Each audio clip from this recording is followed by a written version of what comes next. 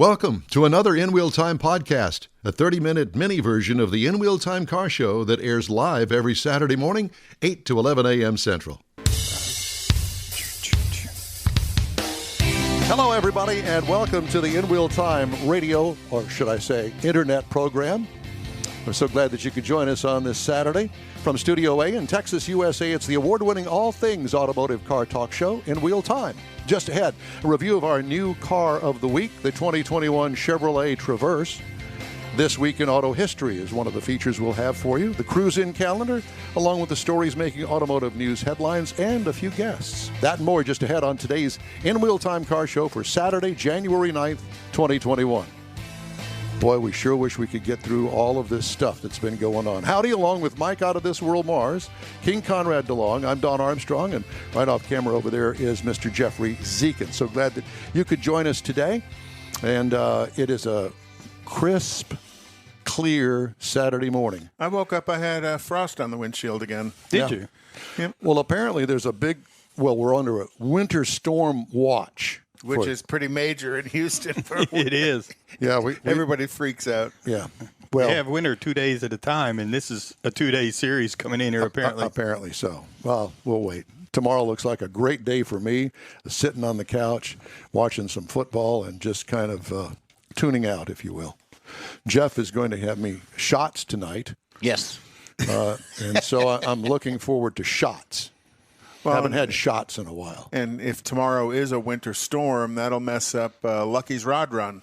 Yes, it will. That's right. Oh, my. Yeah. You know, that's always such a big event up there. In, I went last year. Yep. That's where you had met Jackie Hansen.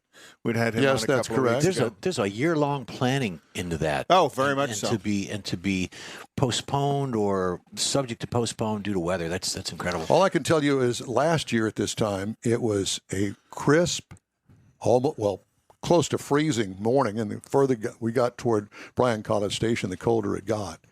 And but once the sun came up, it was beautiful, and the number of cars just incredible. And the variety of cars, so many. Everything from the 1800s to present.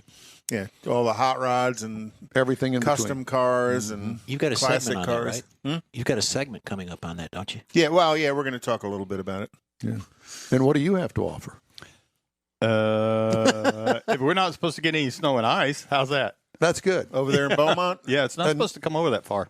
Neaterville. Yeah, we're a little closer to the coast, so it actually... A little closer. Well, a lot closer. Yeah. You're like on the coast. Yeah, so a lot of that stuff really doesn't come down quite that far. You'll get it over here, but it's warmer. Yeah.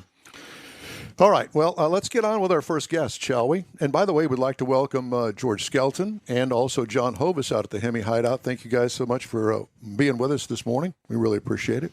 So our first guest is Mr. Jeff Light, and he is with the Demon Car Club. And Mr. Demons, there's multiple of them. Oh.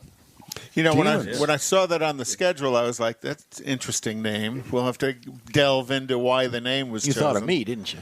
Yeah. Yeah, we did. Hey, Jeff. Good morning. Good morning. How are you doing? Hey, good. Hey, that Lucky's Rod Run, this year you have to pre-register and you have to wear a mask. And you have to give them your email address for contact tracing, and that's a requirement. If you're going to go, they're going to require you to give them contact information before you're allowed in the parking lot, just if there is any contact tracing necessary because of COVID. So a little bit different rules this year, but are you going? We plan on going. Like you said, with the weather, that's going to be the next question, and whether or not we make the drive out there for it. You know, it's a little bit more difficult when you don't have windshield wipers on the car. Yeah, that Rain-X does pretty good, but in the visor, but it's definitely not ideal. Yeah, no doubt. So, first of all, let me ask you, what kind of car do you have?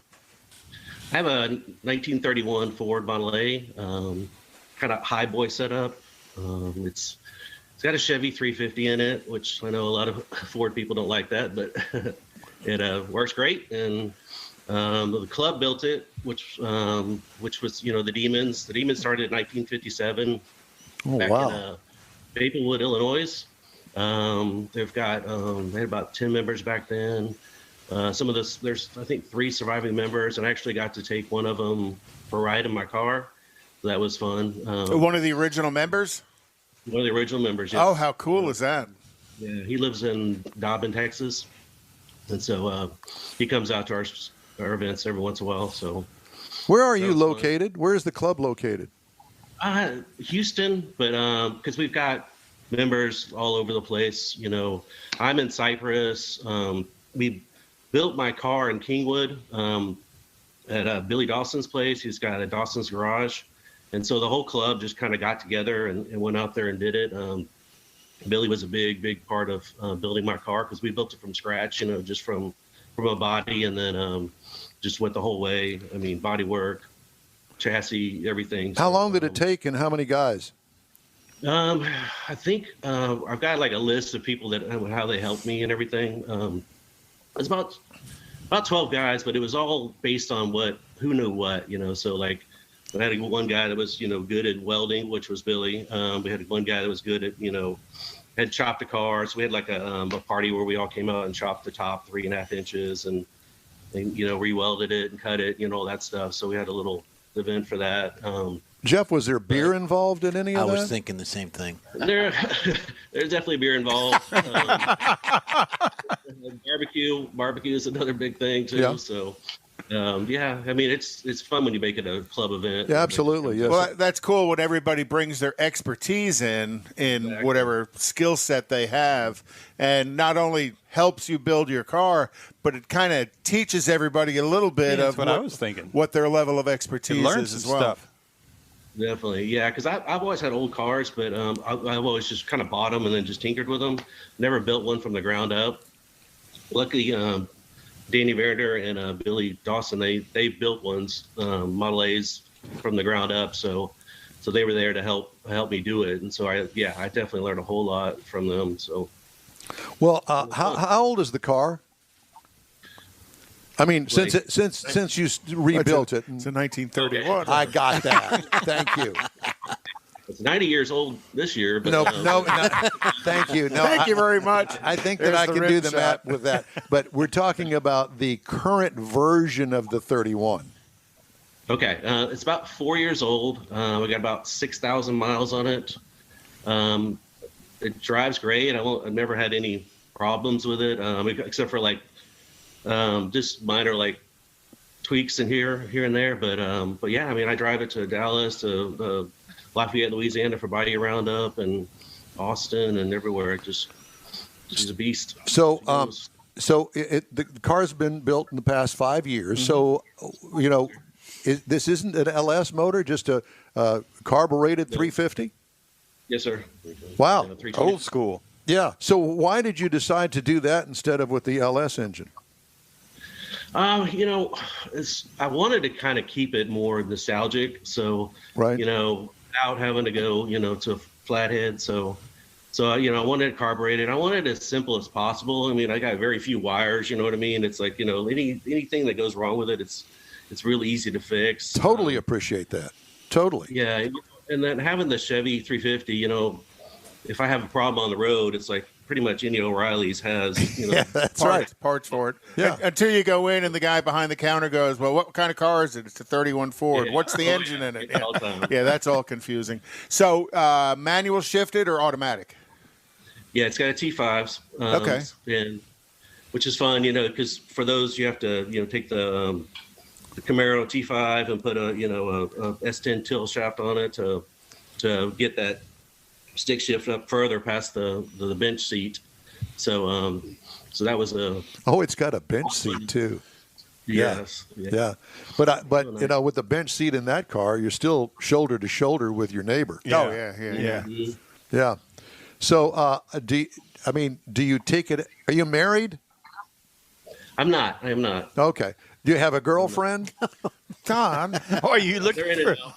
Well, I'm trying to get to the point of, you know, so what's so funny about that? How tall are you? What's your sign? He's going, what did I get on? You know, the minds of these guys here, it just goes off the rails real easily. So I'm not trying to hit on you. I'm saying, you know.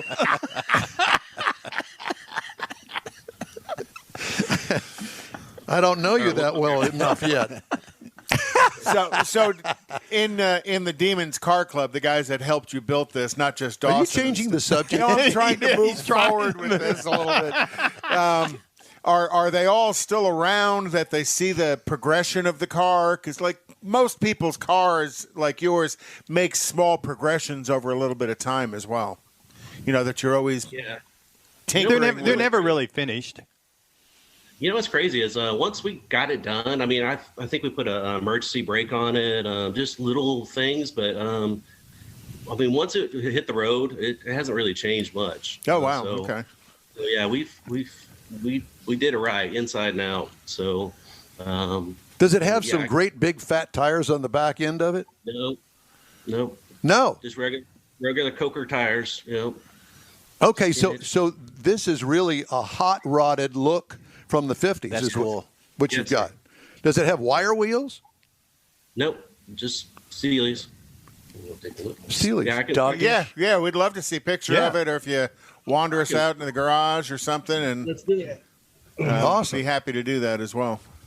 Okay. Let's do that. I see that there are other people there, so clearly you've had a party planned for this Saturday morning with us. Danny Verider's here with me. Oh, so hey, Danny. So he dumped this off on you, and then he come over to watch you. Let's see if I can do this bit. Let Danny hold it. Yeah. Oh, how cool is that? There you go. Let me to work. Okay, so that's right. That's hard for. Oh my God, I love that. Yeah, I do too. Yeah, that is extremely. I would say more period correct for the perfect early '60s. Dog dish covers, nice. And then inside. Don't know if they can see. Yeah, we can see. Nice. Yeah, so whenever. So I have to ask, does it have air conditioning in it? No. Once again, it was one of those things where I just wanted it to be as simple as possible. So I didn't want to put AC, heat. You know, nothing's going to go wrong with it, kind of thing. Got it. And we sprayed the inside, with the heat and sound barriers. Yeah. It's been great. I mean, you drive it out as long as they leave the windows up, it's fine. I mean, and even in the summertime, it doesn't get too hot. So just while you're trying to sit in traffic, of course, but otherwise, yeah. I mean, we're having really look at the headers. So I was going to say, I really like your exhaust system. That looks so cool. Now, is that something you guys built, or is that something you guys bought? The headers. Yeah, that's something we bought. The exhaust. When I first got it, that was one of the things we added on later. Was I extended it out because, of course, it was coming out here, but it was just so loud that when you're sitting in the car, you can't talk to another person in the car. You can't, one of those things. So, and then plus the exhaust is going right up in your face. So I finally ended up exhausting it out, but left it where I could leave it on there. So was there any consideration of making the doors a suicide opening or just traditional? Just traditional, yeah. I was trying to keep as much traditional as possible with it. I just kind of always like that look, that Bonneville Lake, look. Lakester. Yeah, does it have the straight front axle under it in the front? Or is it? Yes. So very, very. Yeah. There you go. Yeah. We got the split wishbones in the front, and then very cool. Ladder bars in the back. So let's go back to the engine. First of all, let's start with the transmission. So if you're doing 60, 70 miles an hour down the freeway, how many RPM is it running? Maybe 3,000. Nice. I can drive 80, take my hands off the steering wheel, and it's fine. That's sweet. Yeah. Smooth as can be. Now, did you do anything to the engine? Is it just a stock 350? It's, we put a thumper cam in there. Other than that, I mean, we really didn't do 325. It's a 325 horsepower, so perfect. Well, again, that kind of doesn't weigh anything. Yeah, no weight. Keeps it from stressing out and creating its own problems over time as well. Yeah, 2,000 pounds. Yeah, it's like maybe 2,000 pounds. Yeah. Is it really? Holy cow! So that's a lot of horsepower. That's a lot of power in that little car. So what kind of chassis is underneath it?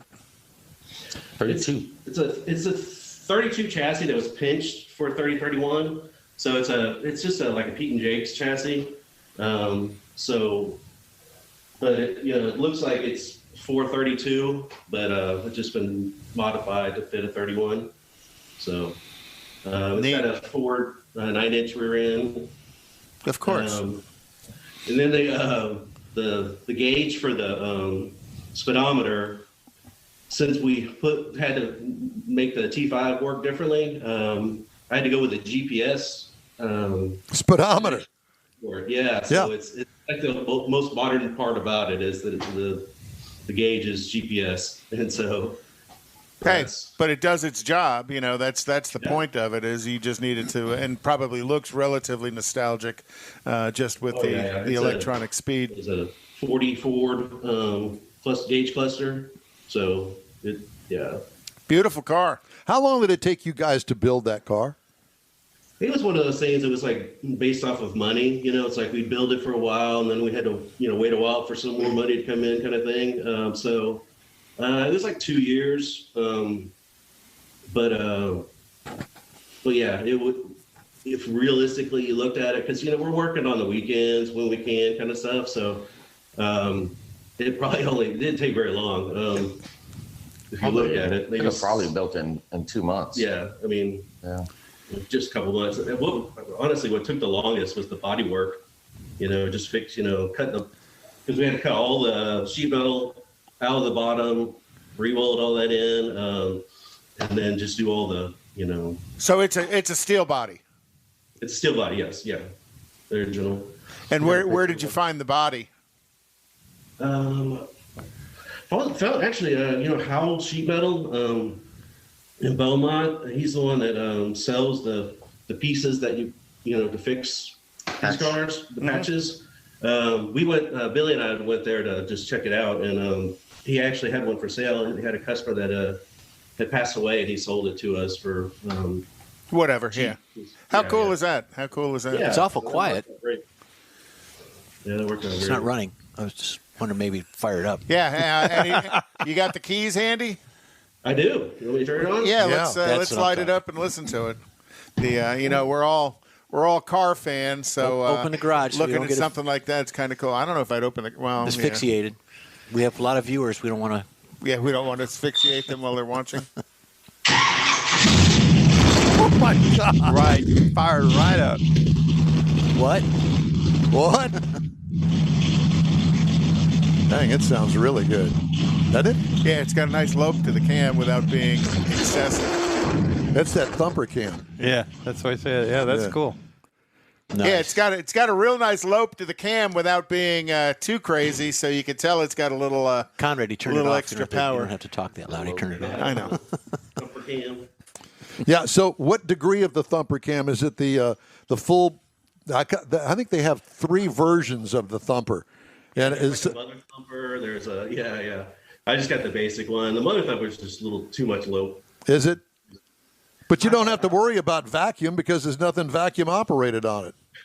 There you go. Yeah. All right. So, okay. Well, I want to talk now a little bit about the club and the. Yeah, we're going to go inside. Okay, that's fine. It's a little chilly in the garage. A little chilly out there. Got it. So I wanted to ask you about the limitations when it comes to being a member of the Demons Car Club. What are the requirements to join the club?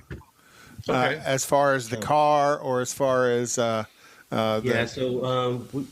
we try to say pre-63 because a lot of the car shows that our club goes to are usually the rules to go to that show are pre-63. Okay. So we prefer all our members to go with us everywhere we go. So that's a big thing is that. And then 2 is it's kind of like when we meet somebody and they're interested, it's like, hang out with us for about 6 months. Just get to know us, meet each other at the car shows or events or whatever, and just hang out. And if we get along, because, And if we can do some shots and not get in trouble, we're good. Hey. have fun. All right. So how many members are in the club? Right now we're sitting around 10. We kind of go up and down each year from right around 10 to 12 every year. We have another chapter in Louisiana. They have only about 3 members. And then we had one in Las Vegas, but the president of that chapter, he had to move to California for work. So they went ahead to shut that one down. I didn't think anybody moved to California for work. I thought they moved away from California for work. You would think. Yeah. He's probably regretting it now. All right. So how did you get interested in a car like the 31 Ford? Did you have something prior to the 31? No, I've always had like just 50s cars, and like I had a 53 Buick, a 55 Oldsmobile, nice. Just a bunch of those kind of cars. I think it was just, years ago I was in a different car club, and back in Dallas Fort Worth area, and I had a friend there. He had a 30, and it was just a lot of fun. They're like a big go-kart, so it was just get to drive as fast as you want. You know what I mean? And so they're just so much fun that I was like, Do you still have the vehicles from the 50s? You still got your Oldsmobile and Buick? Oh. No, it's kind of.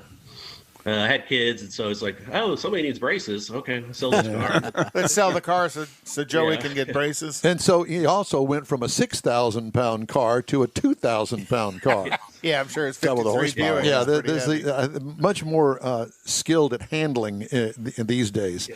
So if somebody like me was really interested in something like what you have, I don't know as if I'd be brave enough to go at this point in my life to build one on my own, but I would be interested in maybe perhaps looking at something that somebody else had built that I could buy and kind of sit behind the seat and, do my thing without too much work. Do you know any guys that have that kind of situation? Yeah, I mean, like Danny Verender's got a 28. It's a sedan version he's got for sale that, I mean, it runs great. I drove it to Austin not too long ago, and it's a great little car. But yeah, it's easy to find. And it's also got a 55 Buick he's turning. Yep. He's already sold it. I saw pictures of it though, but that is a nice car. My dad had a 55 Special. Yeah. Well, that's the beauty of your car, though, Jeff. Is even if let's say I was looking for a vehicle in that genre, the simplicity of your build makes it easy to buy something like that because I don't have to be a computer whiz to understand all of the electronics of an LS equipped vehicle and the electronic transmission. That's why the simplicity of your build makes such good sense, especially if I was looking to buy one used. Right. I mean, it's so few wires. I mean, it's so easy to work on. It's like if you got anything going on, it's just, fuel, fire. You know what I mean? It's real simple stuff. Well, great. Yeah. We really appreciate it. And if anybody wanted to become a hang-around with the Demons, how could they go about finding you guys? We're on Facebook. That's the best way to find us. There's a Demons Car Club on Facebook. That's where you should go. All right. Well, cool. Yeah. We'll find it and post it up on our site, and anybody who's got a pre-63 that might be interested, maybe they'll check you out. Jeff, we really appreciate you giving us the time and showing us your car, toys. too. Yeah. Stuff. Yep. Appreciate it, guys. Thanks so much. Thank you very much. All right. Jeff Light with the Demons Car Club. Time now for this hour's car review. Looking at a 19. Oh, my God. Not quite. How about a 2021 Chevy Traverse?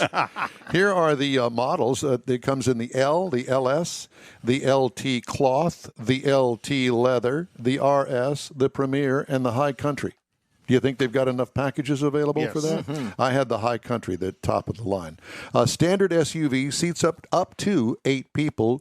Most of the time, I think that people are going for the 7-seat configuration because it's a whole lot easier to move about inside there, unless you've got 6 kids or something.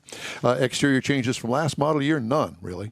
Exterior features, conservatively modern design. Great selection of wheels on all of the different models that they have. And, it's funny because if you take a vehicle and just have a regular nondescript version of the Chevy Traverse and you put all of the different wheels on it, take a picture of it, you're going to go, oh, well, I like that one better than the other one. It's the same vehicle. Just the wheels are different. It's just the wheels are different. And it's all a mindset because you can get the cheapo, none of them really cheap, but the cheapo, smaller diameter wheel on it. And man, what changes the look of it. It changes the entire look of it. The whole stagger of it. Okay. If you will. What I liked about it, universally good all over. What could use improvement? Well, there's an update coming in 2022. So I'd imagine it needs to be because this has kind of looked like this for a few years. Yeah, quite a few years. Aren't there other platforms for this as well? Yes, there are. We'll get to that. Interior highlights, easy access for the second and third rows, passive phone charger in the high country anyway, quality leather, including the dash pad, well-groomed large infotainment screen that's easy to use. Cargo trunk room is good as long as the third row seat isn't up. But you put the third row seat up, and then it's get a little tight back there to bring the groceries home. But that's the nature of this vehicle. Yeah. What I liked about it, Chevy's conservative, useful design is what I put here. I thought that was kind of descriptive, don't you think? Mm-hmm. Useful is the purpose of this. This is, as the Chevy version, it's the more utilitarian version. 3.6 liter, 310 horsepower, V6, 266 pound-feet of torque, 9-speed automatic transmission with a tow rating of up to 5,000 pounds. Not bad. You can tow the boat back there. 17 miles per gallon city is what its rating is. 25 highway for combined to 20. I got 22.3 miles per gallon over 167.6 miles. What I liked about it, plenty of power that matches well with the 9-speed automatic transmission. What could use improvement? A Turbo 4 would be something that I think I would look into, and I would imagine that the next version may have that Turbo 4 that's going around. And, of course, I would imagine that the new version, it might have already be in place for this one, is electrification because GM is headed in that direction with everything that they own. So let's see what the 2022 model offers. Auto start-stop drives me nuts, and you can't turn it off. That's... Oh, they don't have a defeat button on it? No, and that's a deal breaker for me, but that's just me.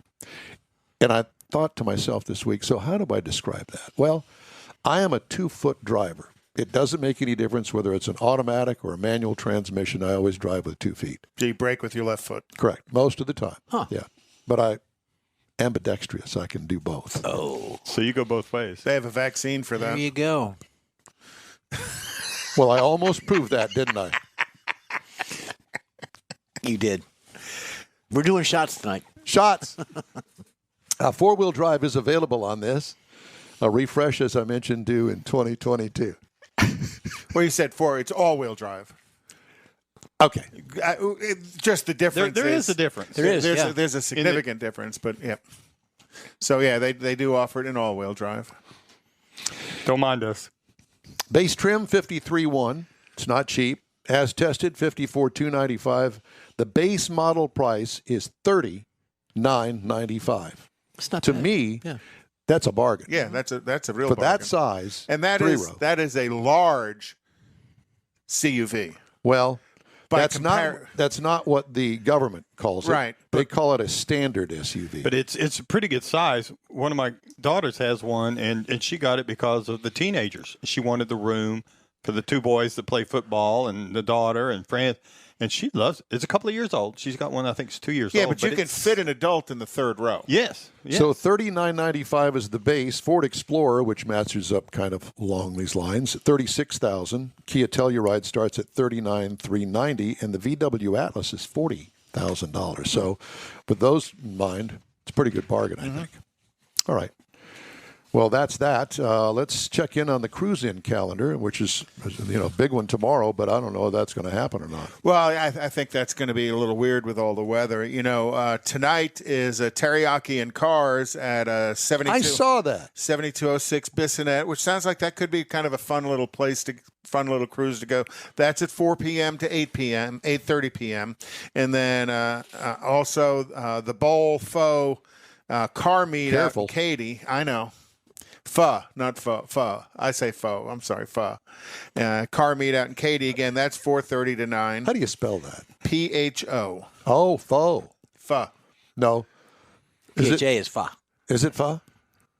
Pho? Okay, whatever. Fee-fi, fo-fo? You can send your comments to info@inwheeltime.com. No, don't bother. And then typically, the Kima car meet, that's always Saturday nights at 6, and that's good, steady meet to go to. There's always lots of different people there, and I know that we have quite a few people that our friends of the show go to that with some regularity. Tomorrow at 8 a.m. is Lucky's Rod Run up in College Station, depending on the weather, and that may kind of ruin it for a lot of people, because if the weather is too bad and it's icy and frosty and wet outside, a lot of folks won't go. Snowy. I imagine as you get that far north, it very well may be snowy. Hopefully it's not snowy in Houston. If it is, everybody in town who owns a body shop is going to have a big smile on their face. Yeah, be planning vacations. And then, of course, every Sunday night is Freddy's Steak Burger up on Eldridge in 1960. And then Wednesday night is Freddy's Steak Burger out in Katy. And Friday nights is Freddy's Steak Burger at Kirkendall in 2920.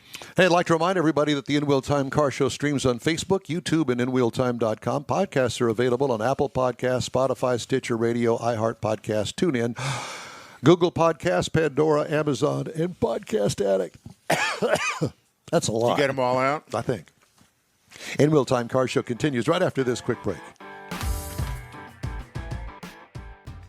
That's it for this podcast episode of the In Wheel Time Car Show. I'm Don Armstrong, inviting you to join us for our live show every Saturday morning, 8 to 11 a.m. Central on Facebook, YouTube, Twitch, and our InWheelTime.com website. Podcasts are available on Apple Podcasts, Spotify, Stitcher, iHeart Podcast, Podcast Addict, TuneIn, Pandora, and Amazon Music. Keep listening, and we'll see you soon.